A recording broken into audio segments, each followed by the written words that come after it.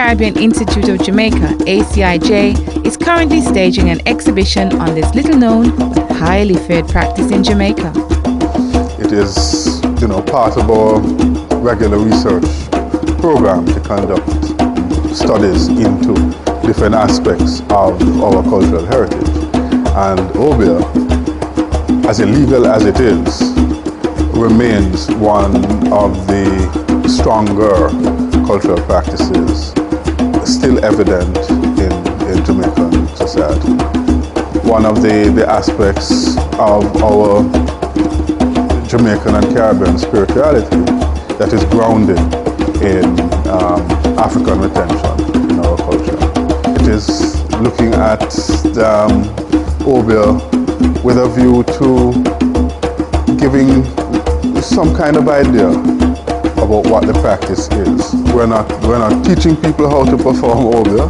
Obeah is illegal in Jamaica, but as part of our general educational thrust, so that people understand that a lot of the cultural practices that are still evident in Jamaican society had some kind of grounding. They have some kind of philosophy behind them, and certainly there's a cosmology surrounding obeah. So it's not merely witchcraft, but there is a deeper and broader significance to obeah as a cultural practice. It is a fear of the unknown that makes us sometimes think ill of certain practices, and this is definitely the case of obeah. One of the things that we should note is that obeah was not always illegal in Jamaica.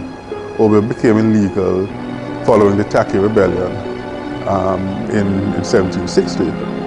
That culminated in 1760, and it was strongly felt by the colonial powers at that time that obeah, which before that had been regarded as probably a harmless superstition, had a very strong role to play in the strength of that rebellion, and as a consequence of that, one of the consequences was that the Obeah Act was passed, and it has remained on our statute books right through that period of enslavement, into emancipation, into our independence. Visitors get a chance to see the symbols, understand the customs, and view setups. They also understand the difference between good and bad obeah.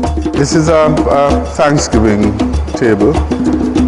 This is one of the rituals associated with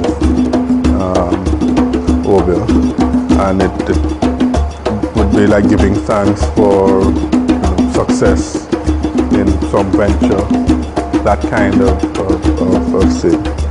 So this is a positive aspect to the practice. There are claims that the use of some plants will bring prosperity or ensure faithfulness of one's partner, that kind of thing. So it kind of runs the gamut. This is a representation of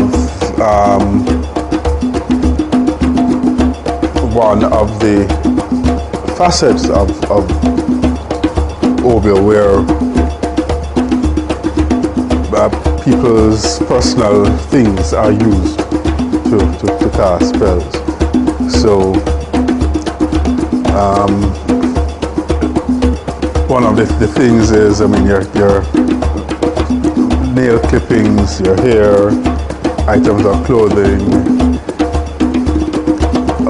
Part of the whole mystique around obeah is that these things can be used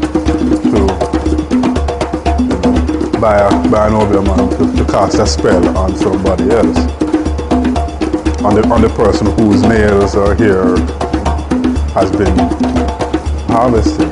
This is a model of DNA, right? And we draw a parallel between that, because DNA is particular to an individual or a family, and it's really just drawing a parallel between what is conventional neuroscience to another practice which has a similar kind of theory behind it. It even draws a comparison between what has become superstition and subsequently customs in our everyday life. Enlightening and colourful, Guzzum Power Obeah in Jamaica is on at the IOJ Museum until April, after which it will travel to Montego Bay. Individual and group bookings can be made via ACIJ and the IOJ.